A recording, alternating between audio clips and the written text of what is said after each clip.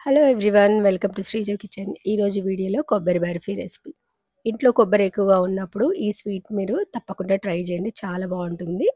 గట్టిగా కూడా ఉండదు, మెత్తగానే ఉంటుంది. ఇంకా ఎక్కువ రోజులు కూడా స్టోర్ చేసుకోవచ్చు. పిల్లలకు నచ్చేటట్టు కూడా మనం ఇట్లా చాక్లెట్తో చేసుకోవచ్చు. ఇక్కడ నేను పచ్చి కొబ్బరిని పైన బ్రౌన్ పార్ట్ తీసేసి ఇట్లా మంచిగా తురిమి పెట్టుకున్నాను అనమాట. ఇది ఒక 5 కప్పుల వరకు ఉంటుంది. తర్వాత స్టవ్ పైన ఒక అడుగు మందంగా ఉన్న గిన్నె పెట్టేసుకొని దాంట్లోకి చక్కెర యాడ్ చేసుకోవాలి. ఇక్కడ ఒక 2.5 కప్పుల వరకు చక్కెర తీసుకున్నాను. దీంట్లో ఇప్పుడు ఒక హాఫ్ కప్ వరకు వాటర్ పోసేసుకొని ఇది బాగా కరిగేదాకా అట్లా కలుపుకుంటూ ఉడికించుకోవాలి. ఈ చక్కెర పాకం అనేది కొంచెం థిక్‌గా అయిపోవాలన్నమాట. చూస్తున్నారు కదా, ఇట్లా కలుపుతూ ఉంటే అది మంచిగా కరిగిపోయి థిక్‌గా అయిపోతుంది పాకం అనేది. తర్వాత తురిమి పెట్టుకున్న ఈ కొబ్బరిని వేసేసుకొని మంచిగా కలిపేసుకోవాలి. ఇట్లా కొబ్బరేసి కలిపేటప్పుడు ఇది కొంచెం లూజ్ అయిపోతదనమాట. ఎందుకంటే కొబ్బరి తడిదనం అనేది ఉంటది గదా, పచ్చి కొబ్బరి గాబట్టి. ఏం పర్వాలేదు. మళ్ళీ మనం దాంట్లో పాలు యాడ్ జేసుకోవాలనమాట. ఈ బర్ఫీకి ఇదే టేస్ట్ ఇస్తది.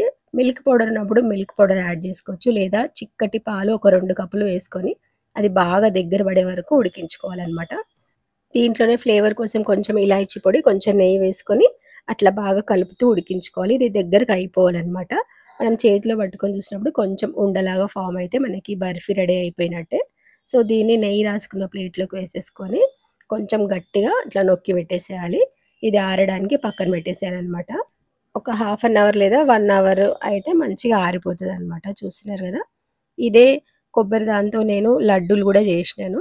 చాలా బావుంటాయి ఇట్లా జేసుకుంటే. మనం అట్లా బర్ఫీలాగా జేసుకోవచ్చు, లడ్డూలాగా గూడా జేసుకోవచ్చు. వీటిని మనం బౌంటీ బార్‌లాగా గూడా జేసుకోవచ్చు. వీటిని చాక్లెట్‌లో డిప్ జేస్తే మనకి బౌంటీ బార్ అయితే రెడీ అయిపోతుంది. పిల్లలకి చాక్లెట్స్ ఇట్లా కొబ్బరితో జేసి ఇచ్చేయండి, చాలా బావుంటది. సో, ఇది చూసినారు కదా, కొంచెం ఆరిన తర్వాత అంటే కొంచెం గోరువెచ్చగా ఉన్నప్పుడే ఇట్లా చాక్‌తోని కట్స్ పెట్టేసుకుంటే మనకి ఆ షేప్స్ అనేవి ఎట్లా అంటే అట్లా కట్ జేసేసుకోవచ్చు.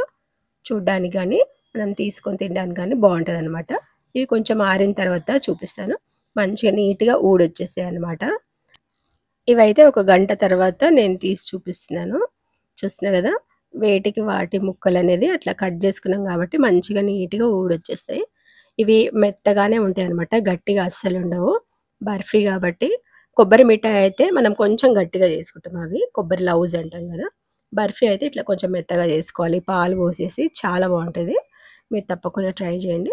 ఇక్కడైతే ఇది నేను చాక్లెట్ మెల్ట్ చేస్తున్నాను. ఇందాక చిన్న చిన్న లడ్డూ చేసినాను గదా, వీటిని ఆ చాక్లెట్‌లో డిప్ చేయడానికనమాట. ఇట్లా మంచిగా చాక్లెట్‌లో డిప్ చేసేసి వీటిని ఒక ప్లేట్‌లో పెట్టి ఫ్రిడ్జ్‌లో పెట్టేసేయాలి. ఇంకా మనకి బౌంటీ బార్ ఇట్లా కోకోనట్ చాక్లెట్ అయితే రెడీ అయిపోతుంది. చాలా చాలా బావుంటది ఇది గూడా. మీరు తప్పకుండా ట్రై చేయండి.